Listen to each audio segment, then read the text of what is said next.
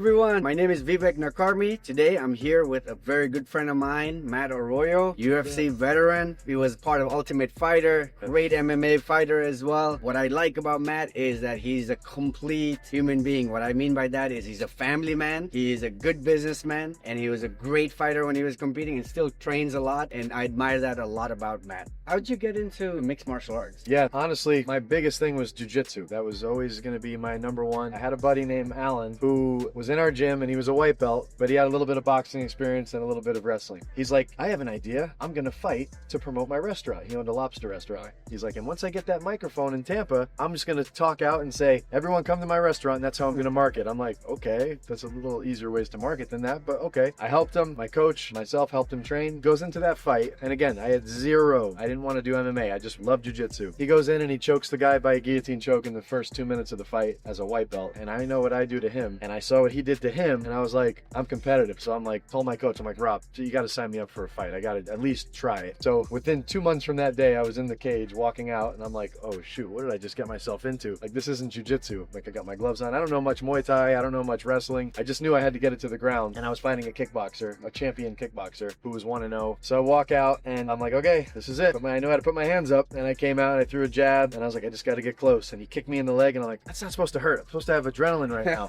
And it hurt, and I'm like, oh. So I body locked him, and he tried to get away.